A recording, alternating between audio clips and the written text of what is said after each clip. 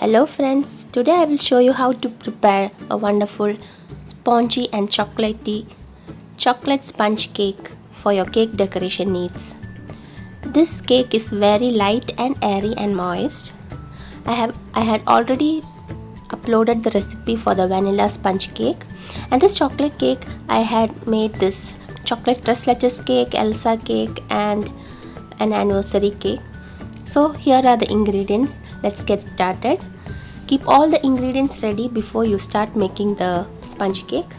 So here I am using a 6-inch and a 7-inch pan, which I will not grease with oil or butter. I will just line the bottom with a baking paper.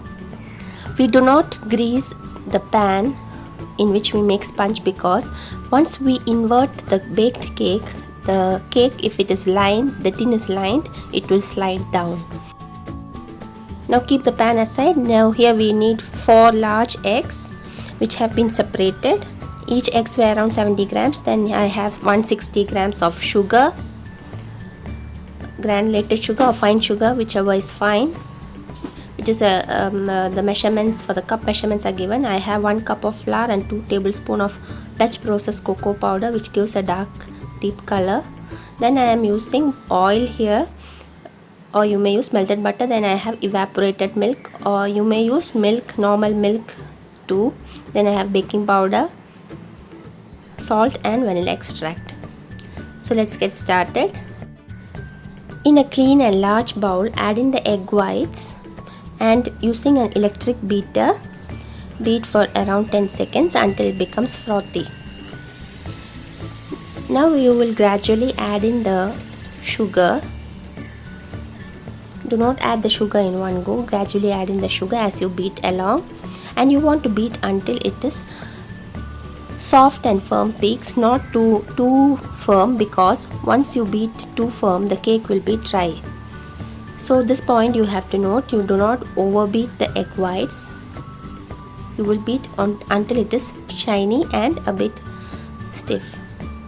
Now at this point I am going to add the salt.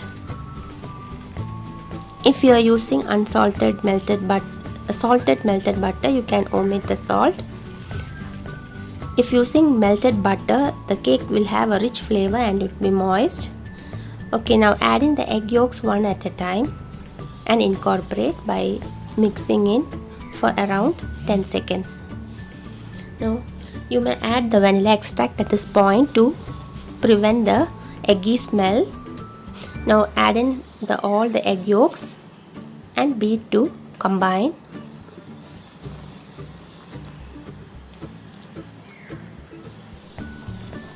So in the meantime, you can preheat your oven at 180 degrees for 10 minutes.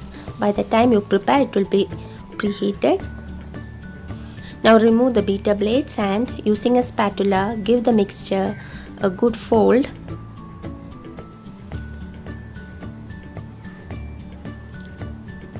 You must be using a clean bowl so that you achieve the stiff peaks. Now using a sifter, add in the flour, the baking powder, the cocoa, and use a spoon to mix it well and sift it into the wet ingredients in one go. Now using the cut and fold method, we will incorporate the dry ingredients into the wet. Do not overfold. Using slow motions like this, you will cut and fold. This takes around 20 cut and fold strokes to incorporate. Okay, so here I have used evaporated milk. You may use normal milk. Here I am also adding half teaspoon coffee mixed with 1 tablespoon hot water to bring out the chocolate flavor. I had not shown it in the ingredients, but this enhances the chocolate flavor. Okay, once it is completely incorporated, and you will add in the milk and the oil mixture, which you will mix with the whisk. Incorporate. If you add oil and milk directly into the batter, oil will get stranded and form patches in the baked cake. So it is better to incorporate oil and milk like this, and then put a large dollop of the batter and mix and then bring it back to the batter.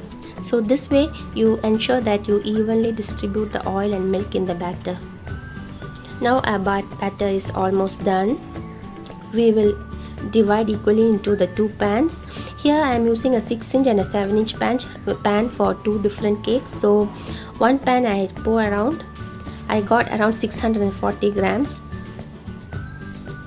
I poured 300 and 340 grams. Tap the cake tin thrice onto the surface to release air bubbles and now bake for around 30 to 40 minutes. So you will bake, one of my pan came out around 30 and the other was at 35 minutes. So each oven are different, so you have to see how long it takes. And if you see that the cake is getting browned on top, you may cover with cling foil. Okay, I had inverted the cake for 10 minutes on the cooling rack, and you can see the cake has not sunken. While the vanilla cake, I forgot to invert it and it has dipped a bit. And I am removing it from the cake tin by running a knife, and I am allowing it to cool completely. So this cake must be cooled at least 1 hour before you start dotting and decorating it. So do try and let me know your feedbacks and comments how this cake turned out to be. This cake is extra moist, light and airy, and I have been using this recipe for all my commercial birthday cakes, anniversary cakes. So stay connected and look out for more wonderful videos like these coming up. Thank you and take care. Bye.